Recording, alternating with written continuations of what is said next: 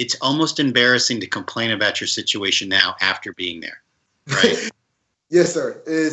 Yes, sir. I would never complain about not be able to afford this or afford that, or not having this or having that, because people there that don't have it at all. Exactly. All right, great. Thank you. My previous assignments, when I was in the Marines, I was second recon Charlie Company. I've also been to Okinawa, Japan, which I love. And then my last duty station in the Marines, I was stationed back at Parris Island in the same battalion that I graduated boot camp from. Okay. So what was that like? It wasn't the greatest, because there were a couple of my drill instructors that were actually still there. Really? And I remember my first day there, I was walking from the barracks to my office, and one thing I hear is my name being yelled at like I was in boot camp, and I kind of almost had a flashback. I thought I was still in boot camp, and I stood straight up, and he was like, "What are you doing?" I'm like, "What happened?" And he comes down and he talks to me. He's like, "You're a Marine now, so you don't have to do all that." So we talk and stuff like that. So. Okay. But I love Parris Island also in Beaufort, South Carolina. I met a lot of people there that I still talk to nowadays. And then my very first duty station in the Navy I was at the Personnel Support Center in Washington, D.C. It was great because I had never been to Washington before that, and I love Washington, D.C. The food, the atmosphere, and the people are great. And after that, I went to work at the Reserve Center in Gulfport, Mississippi. I worked there with the CBs, and I loved that. I was there right before Katrina hit. I got there, Katrina hit, and then we left and came back, and it was different once we came back. While I was there, I went to, like I said, Djibouti, Africa, and then I actually been active duty and reserve from 2003 to 2009. I was active duty Navy. And then 2009 to 2011, I was reserve in Ohio. I put in a package to go recruiting in Ohio. And I stayed there until 2014, went back to the reserves, and then went to Michigan when I converted to NC. And then I just got to Raleigh last October. So at the beginning, because we were having some technical challenges here, it seems like everything's up and running. So good job, Pettios Morales. I know you're working hard and furious in the background, so I appreciate that. So Pettios Kilgore, when you were talking about your transition from Marine Corps to Navy, right? Because a lot of our cadets are trying to determine what their future opportunities are. So the fact that you went into one branch and then you were able to transfer into another branch, I mean, you're the first presenter that we've had on our program that has actually gone through that. So how did you actually do that? I mean, was it a big deal? Other than the mindset, because you explained why you wanted to do it, but how did you go about doing it? So I went to a Navy recruiter, and I told him I was prior service and I wanted to go active duty. I still went through the MEPS process because I had to do what we call an inspect, is just do my height and weight and then find a job and then everything like that. So I did that. They had a job that was, at the time, it was, so PS is a combination of two rates. There was a rate called DK and PN at that time, and they combined us to be PSs. So I chose my rate, and then I went to Great Lakes. I didn't have to go to boot camp, but I had to go to Great Lakes for basically an NDOC. So I had to learn the Navy ways and get the Navy uniform and things like that. For me, it was a kind of a hard transition because of the Navy being a certain way and the Marine Corps being a certain way, and the mentality of both. Because of the Navy, is way more relaxed than it is in the Marine Corps. So I had to deal with the mind state of not being the hard charger that I was in the Marines. But the transition, it was pretty easy when it comes to them bringing me over, because I kept my same rank. I just got the uniforms. I had to learn how to wear the uniforms. It was a different uniform at the time. We wore the bell bottoms and the shirt, and I didn't know how to wear any of that uniform. So I had people that was there doing the same thing, and they were there for a while. So they taught me how to wear the uniform and speak the Navy lingo and everything like that. So the transition isn't hard. It's just have to have that mind state and the ability to do it, and go to a Navy recruiter that can help you out. There's a Navy recruiter in every city that can help you out doing that transition from Navy to the Marine Corps. From Marine Corps to the Navy. Sure. Okay, great. Thank you. All right. So I guess the next slide.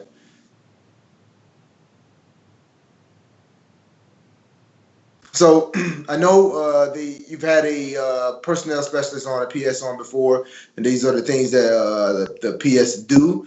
And I know you've had a Navy counselor on, that was last week, and you know what a Navy counselor does. But I've also been a LS in the Navy, which is logistics specialist. And logistics specialist provides diverse. So basically, it's in a nutshell. We're supply. That's what LS does. The LS is a supply. We do accounting for the supply materials. We prepare and maintain forms, records, uniforms, reports, and files, and everything like that. And we're pretty much, everybody they don't want to hear this, but we're pretty much the backbone, because without the logistics and the supply, you can't really get anything. So. And you're absolutely right there. I mean, those of us who weren't in there, we're completely dependent on you guys. So we do our best to be friendly. Yes. On the ship, I've never seen a thing go. I've never been on a ship, just to put that out there. I've never been on a ship in the Navy. I've been on a ship with the Marines, going from one place to the next, but I've never been on a ship in the Navy.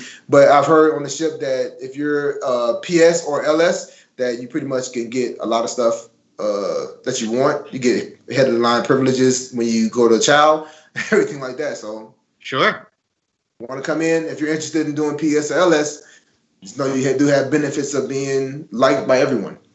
Certainly, absolutely. Yeah, so that's what that's what I've done in the Navy. Those 3 rates in the time that I've been in. So next slide. They said what we do. So as a PS, you know, it's records keeping and accounting. The LS supply, logistics, NC recruiting for the world's greatest Navy. That's what I've done all 3 of those jobs, and I've loved all 3 of those jobs. I think my favorite job that I've done since I've been in the Navy is where I am now as an NC, and my second favorite is the PS, and third is LS. I love them all, but like I said, in that order is what I really love to do. Okay. I have some pictures here from, like, the top picture is recruiting, and then supply, as you can see. We do mail also with supply, and then the last one is the PS, which is basically the we do your pay and everything like that, and your records.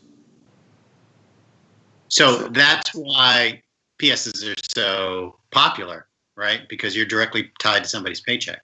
So yes, why would you not want that person to be your friend? You definitely want that person to be your friend, because if your pay is messed up, you have to go to them and say, "Oh, okay, can you fix my pay?" And sometimes we're pretty arrogant and we run stuff. So sometimes we're really nice and just say, "Hey, oh, let me help you out." Right. Exactly. So always be friendly, cadets. There's no downside to it. Yes. There's no downside to it. All right. So for each one of those rates, though, did you have to go to A schools or training, or how did you get qualified in those fields? Because, you know, they are kind of different.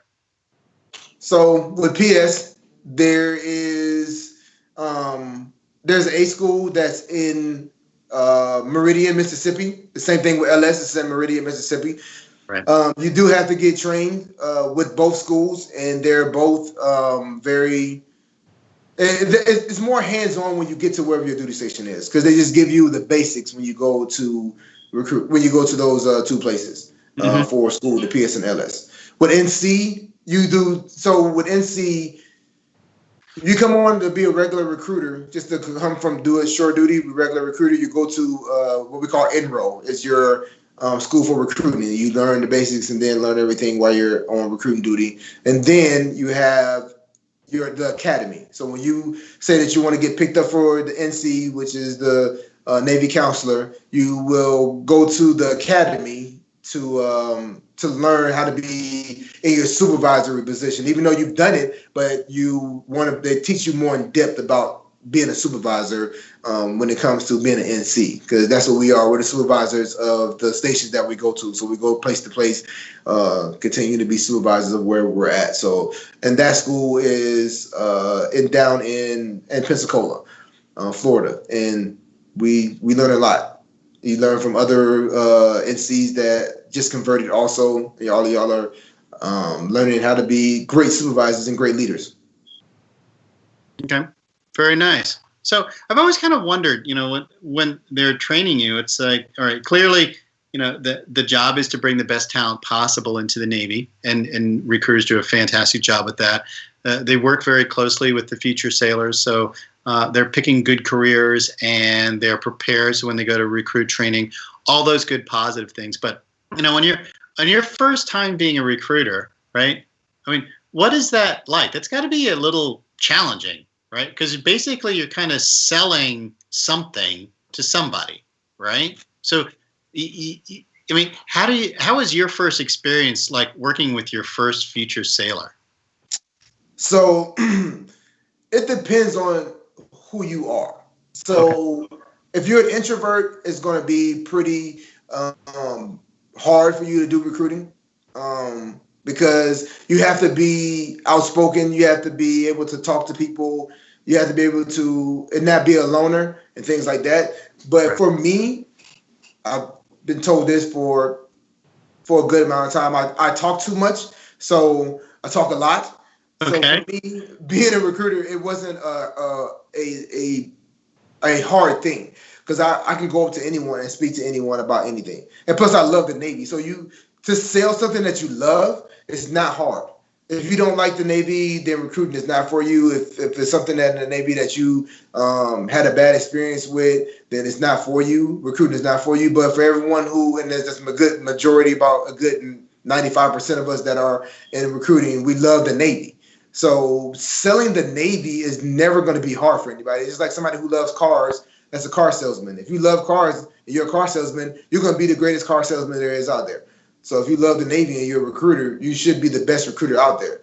Paperwork-wise, you might stumble, but to sell and go out there and talk about something that you love to do 24/7 and everything like that, it's not that hard to do to me. Okay, great. So you're a perfect fit. Yes, sir. Okay, very good. Thank you. What's the next slide? So these are pictures of my picture down at the bottom left is me. I was recruiter of the year in NRD, Ohio one year, a couple of years, but that's one of the pictures of the CO there giving me my Navy comm. The top left is my first picture I ever had in the Navy uniform when I was in DC.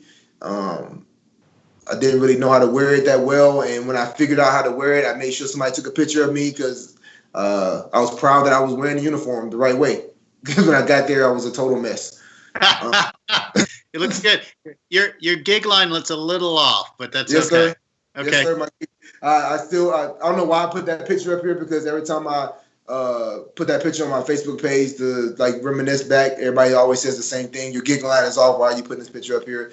I was like, well, the rest of my uniform is great. Because I didn't know how to wear the shirt was wrinkled when I first showed up, things like that. So I didn't know anything about how to wear that uniform. I think I might have cover on or the wrong shoes or something. But it was not great. So as people that helped me out doing that. But it's a nice little Mercedes, so it all works out. Oh, that wasn't mine. I just took a picture in front of a first car. I said, hey, can I take a picture in front of your car? I said, yes. Okay. Yeah. Don't ruin the illusion here, okay? Work with me. Yeah, that's a great Mercedes there. That's mine. Yeah. That's it. Great. The middle picture is me when I was in Gulfport, Mississippi, still as a PS. It was the active duty side of the reserve center. We all took a picture. We just got that sign there, and our CEO was new there, so we wanted to take a picture in front of the sign. The one on the top right is of us doing a recruiting evolution here in Raleigh. We went to a drill for the ROTC unit that is in Charlotte, North Carolina. They came by. They wanted us to do a drill there, and we came in and did a drill with them, a competition with them. The bottom right is where we stayed at when I was in Djibouti. Those are our what we call clues, and we stayed. Those are the units that we stayed in when I was there. Okay, so those look just pretty much like shipping containers with doors and an air conditioner. They are. They're shipping containers. They put a lining in the middle of them, the long shipping containers, and then there's two of you inside of there. You have a closet, a little desk area, and two beds, and that's it. And you have air conditioner, and you want that on at all times, but we couldn't have it on 24/7 because it would mess it up because of the heat. But that's rocks that's down there. So the majority of Djibouti on Camp Lemoore is rocks. So right. That's what we had out there. But it was fun. Everybody had their. We went from tents because we were actually in tents at first, and then they moved you down to the clues because when you first start out, you're there, and they have to wait for somebody to get out of the clue so you can move into a clue. Oh, okay. So it's more like a seniority kind of thing? No, it's just more of a next. If you got there and whoever was leaving, because you always replace the group. So when you came to Djibouti, you had somebody that you were replacing because they were there for 8 months to a year, and whoever you were replacing, we couldn't get into their clue until they actually left. So we were there for 3 weeks before they left. So we had to wait 3 weeks and sleep in the tents before we went into the clues. Okay. So what were you doing in Djibouti, if you can tell me? No, I did logistics. I worked in the supply office, and we bought all the equipment and ordered everything that was on the base. Right now, they have a soccer field that we paid for when I was there.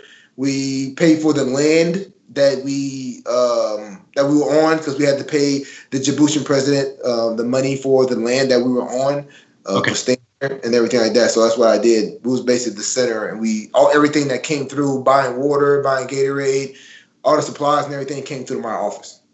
Oh, okay. I got it. Thank you. There was a lot that we did there that I didn't know what I would be doing. So back to your, that upper picture as far as like doing drills and stuff with the ROTC unit. What things were you doing? So every year they have a competition where they do. It's like a sporting drill.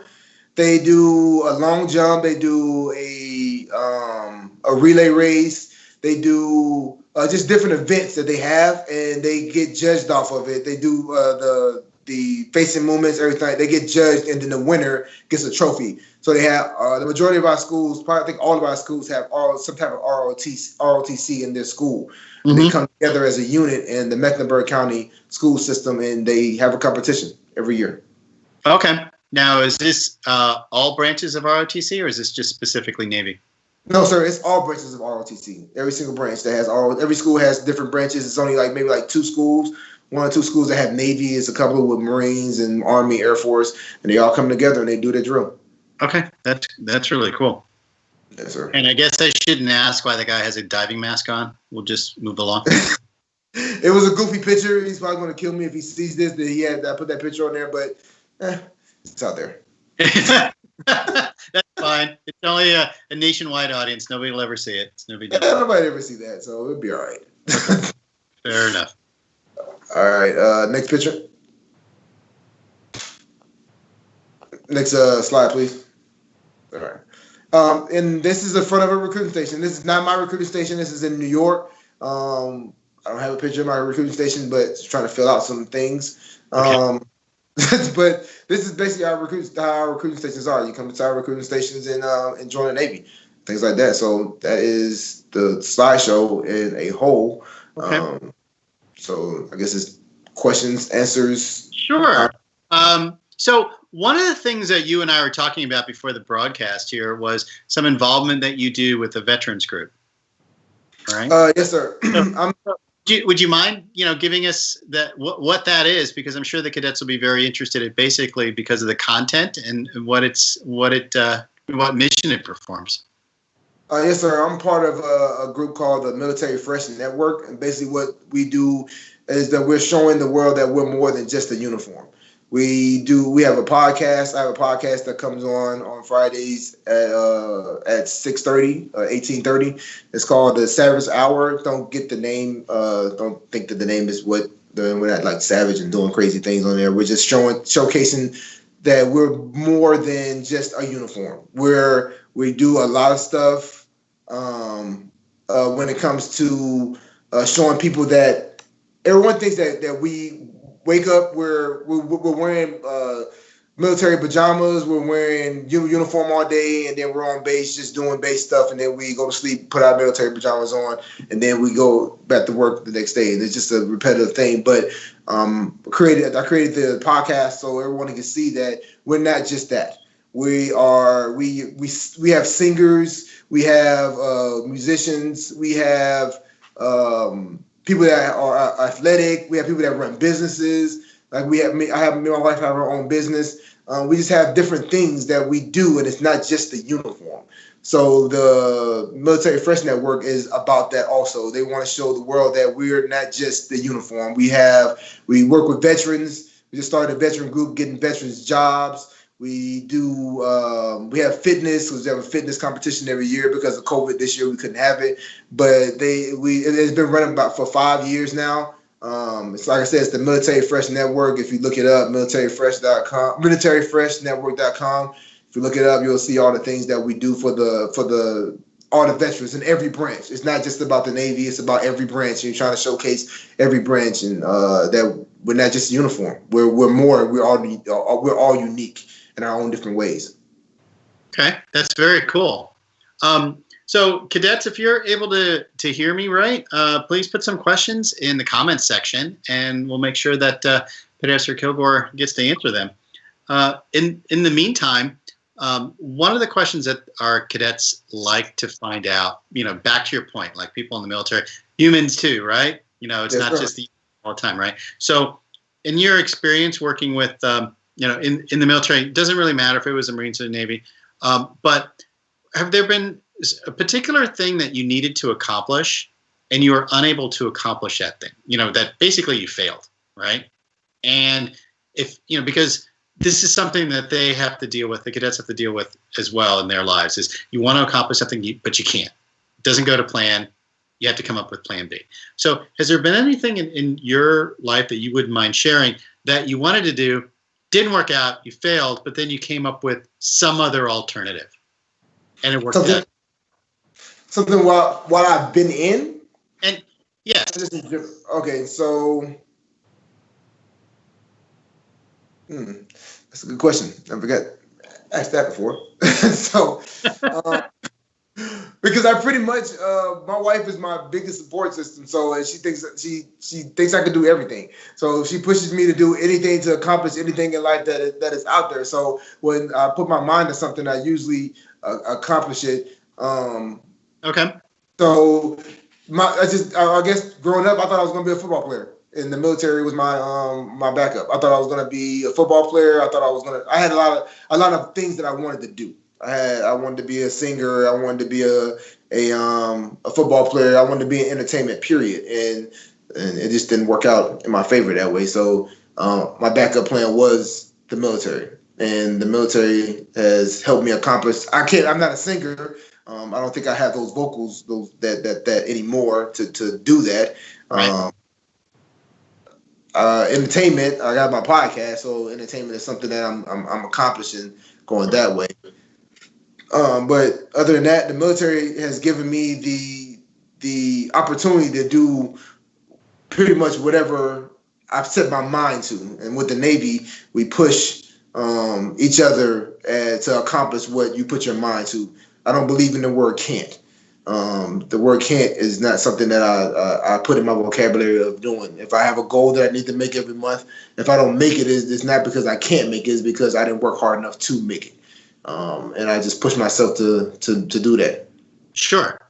Okay, understood. So, and that's great. The fact that you have that support system, you have somebody who's like on your team, right? It may not necessarily feel that way all the time, but it's definitely on your team, like pushing you in that direction. So that's really great. So based on your experience in working in recruiting, many of our cadets are contemplating actually, going into the Navy. So is there any really good advice you can give them in how to prepare for recruit training? Because you've seen it from your side and helping young men and young women be successful at that. Is there anything that, you could impart upon them so that they have something to think about and something to prepare for? So when it comes to joining the Navy, your ASVAB, make sure you study. That is one of the biggest obstacles that people have to overcome when they're joining and doing the process, is getting the right ASVAB score so you can get all the jobs in the Navy are great, but so you can get a job that you would like to have. The ASVAB, so the studying the math, because we know a lot of people don't use math all the time because it's the technology that we have now with the calculators and everything like that. We really pretty much work on calculator system, but you have to know how to do basic algebra in your head or on a sheet of paper with a pen and paper. That's it. And then boot camp. I tell people all this all the time. Boot camp is 90% mental and 10% physical. You go out there and but you still need to go out there and know how to and be able to run a mile and a half. You better be able to run a mile and a half, then you should be able to graduate boot camp. Boot camp is not hard. That mental aspect of your boot camp is what you're going to have to worry about. Missing home and if you're not doing something right, paying attention to detail is super key, and things like that. So you just have to be able to accomplish your goal, accomplish the boot camp. It's not hard at all to me. Right, exactly. Very good point. Thank you. Another question that came through is more of a recruiting question than anything else, but can you enlist directly as an MC? No, you cannot recruit directly as an NC. As an NC, you have to have been on recruiting duty, and then you have to be a E5, and then you put your package in. And when you put your package in, it goes up to CNRC, which is the headquarters for the recruiting, and they look at your package of your accomplishments you've done while you have been in recruiting, and they want pretty much the best of the best to be the leaders. So that's how you can get to convert to NC. Put that package in, and then go to the academy and be able to make it happen. Okay. So another one of our cadets is asking, have you ever struggled in the Navy or some decision that you made in the Navy? Yes, I have. Going from active duty to reserve, it was a decision that I feel like I shouldn't have made. I should have stayed active duty. It was because active duty for me is, number one, it has the most benefits. Number two, it's a stable career, and it's just the travel is great with that active duty. Reserves, I was doing the 1 week in a month and 2 weeks a year, and I didn't have that bond with everybody because I only saw them 1 week in a month, and the 2 weeks a year I probably really didn't see them. And I like to have that bond with people. I like to have that friendship. I have a lot of friends in the Navy, and I just like to have that camaraderie with everybody. So the active duty part, when I went from active duty to reserve, it wasn't the right choice for me, and I shouldn't have done it because I would have been retired right now. So I have to wait a little time. How much time do you have left till you retire? My contract is up in 2024, and that's when I'm going to retire. But I can't actually retire in 2022. But I'm going to retire in 2024. Okay. All right. Well, thank you for all the time you put in. That's great. I'm sure you've changed a lot of lives along the way. So definitely time well spent. Yes, sir. I hope so. I've been doing military for 24 years, so be 25 be 25 in a couple of weeks. Wow. Okay. So another question is, so although you did talk about the experience that you had in Africa, is there any other place that you've been part of or visited in the Navy that you thought was really great, and why? Italy, Sigonella. Okay. I'm a big foodie person, Okay. so I love the food that was there. The pizza, I can eat pizza all day, every day, all day. Breakfast, lunch, dinner, snacks. I can just eat pizza. And Okay. and being there, the pizza. I think the people that I were with, they were tired of eating the pizza because once I found the great pizza place, I wanted to go there every day, and they Right. wanted to go eat somewhere else. But the pizza there, and then the people there, I went there when I was there. It was soccer. It was the World Cup season, and I Okay. love soccer. So to see the enthusiasm there of them, and they're shutting down places and putting up big screens and just watching soccer there. In Italy, the Italians love soccer, and it was just there, and it was the first time I've ever I think had like everybody who from different races and different cultures being together as one and Right. just celebrating. And that's all it was. It was nothing else but all of us watching the game and loving the game. Right. And it was the greatest thing. So and then brought back wine and everything for my wife too. So it was great. Yeah, that whole thing you're talking about, like, it doesn't really matter where you're from, right? They everybody just got along, right? Because they had that one thing. Oh, that's Yes, fantastic. Okay, very nice. So one question that the cadets always ask. So if you've seen our episodes, you know this one may be coming here. But if you were to describe the Navy in one word, what would that word be, and why? adventure. Adventure. Okay. Yes. All right. Why? The reason I say that is because the Navy is an adventure, and you Mm-hmm. get to go to travel. There's no other branch, and not downing any other branch, but there's no other branch where you can travel the world on one deployment, where you can hit different countries on one deployment. The misconception about the Navy is that we sit in the middle of the ocean for 6 to 7 months not doing anything, when that's not the truth. We can go on deployment and hit 8, 9 different countries in one deployment and see the world and do different things that you never thought you would ever do in life. And that's a great adventure to me. Okay. Nothing wrong with that. So, based on your experience, do you have a final word of advice for our cadets who are, thinking about what's next steps in their lives? What, anything that you wouldn't mind passing along to them so they can contemplate for a little bit? Yes, sir.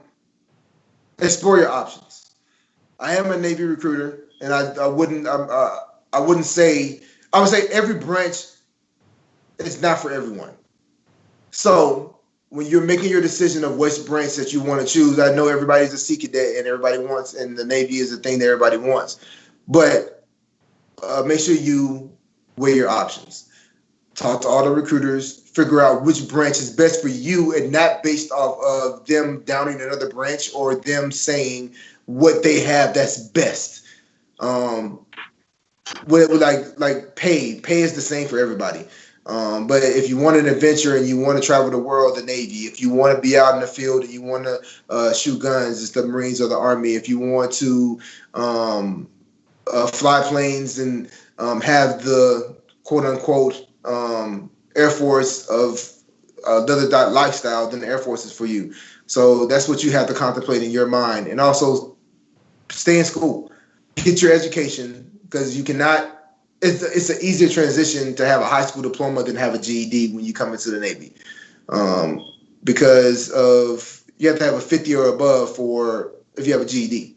So instead of having that 50 or above, which we would like regardless, but you can definitely get into the Navy with the high school diploma and learn everything you can so you can get a high ASVAB score.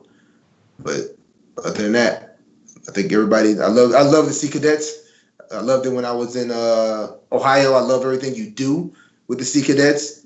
I think it's the greatest experience for kids. I think all youth should go through the Sea Cadets. because it's a great thing.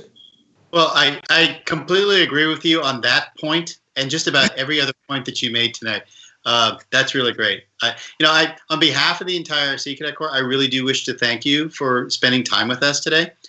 We got over a few technical hurdles, so if our playback is not 100%, because I know you had some folks associated with your podcast and your network of people watching, so hopefully this turned out really well for them.